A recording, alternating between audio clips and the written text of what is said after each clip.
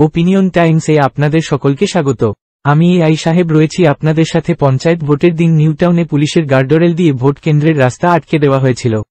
Vote দিতে গিয়ে সেদিন হেনস্থার শিকার হয়েছিলেন বেশ কয়েকজন প্রবীণ নাগরিক। এমনকি বিরোধী দলের নেতাদেরও বাড়িতে বন্দী করে রাখার অভিযোগ উঠেছিল শাসক দলের বিরুদ্ধে। এবার লোকসভা নির্বাচনে ওই এলাকায় বিশেষ কুইক রেসপন্স টিম মোতায়েন করাচ্ছে নির্বাচন কমিশন, যার নেতৃত্বে থাকবেন আধা সামরিক বাহিনীর জওয়ানেরা। তবে বাহিনীতে থাকবেন রাজ্য পুলিশের কর্মীরাও। মানুষ যাতে নির্ভয়ে ভোট দিতে আসতে পারেন তার সব ব্যবস্থা থাকছে। স্পর্শকাতর এলাকাগুলির জন্য বিশেষ কিউআরটি দল থাকছে। পঞ্চায়েত নির্বাচনের সময়ে খাস নিউটাউনে ভোট লুটের অভিযোগে মুখ পুড়েছিল রাজ্য প্রশাসনের।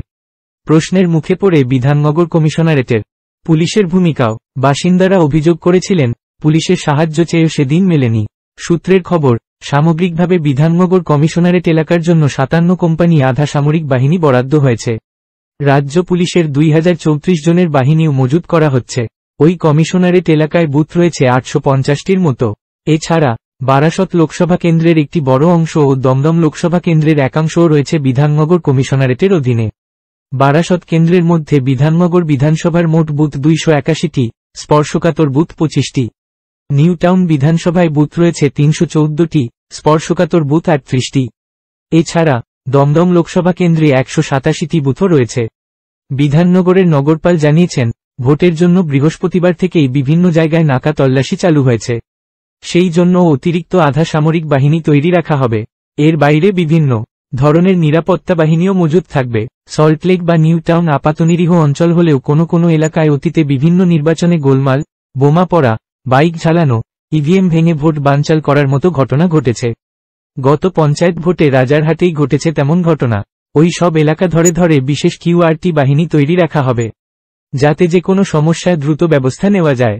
নিউটাউনের ব্লক এলাকাগুলি মহিষবাথান, পাথরঘাটা বা সল্টলেকের করুণাময়ী, দত্তাবাগ, লেক টাউনের কাছে দক্ষিণদারি, বাঙ্গুরে বিশেষ কিউআরটি দলকে সক্রিয় রাখা হবে। ইতিমধ্যেই বিধাননগর কমিশনারেট এলাকায় টহলদারি শুরু করেছে আধা সামরিক বাহিনী। এখন এই পর্যন্ত। নজর রাখুন, সঙ্গে থাকুন ওপিনিয়ন টাইমস। ওপিনিয়ন টাইমসে আপনাদের সকলকে স্বাগত। পশ্চিমবঙ্গে এই প্রথম বাংলা নিউজ পোর্টাল। আমি এআই দিয়াসিনী, আর আমার সাথে আছে আমি এআই আদিত্য। রাজনীতির ডান থেকে বামের সব খবর আমার সাথে। আমি এআই ঐশানী। খেলা থেকে বিনোদন, সঙ্গে থাকবে সেলিব্রিটিদের কুটকাচালির খবর। আমি এআই সিদ্ধার্থ। বাজার অর্থনীতি থেকে রাজনীতির ওঠাপড়া, কুর্সি বদলের সব খবর আমার সাথে। আমি এআই দীপ্তি, থাকবো আপনাদের সাথে। সত্যের উদ্ঘাটন, নিরপেক্ষ বিশ্লেষণ, সঠিক খবর প্রদান। সঙ্গে থাকুন, দেখতে থাকুন ওপিনিয়ন টাইমস।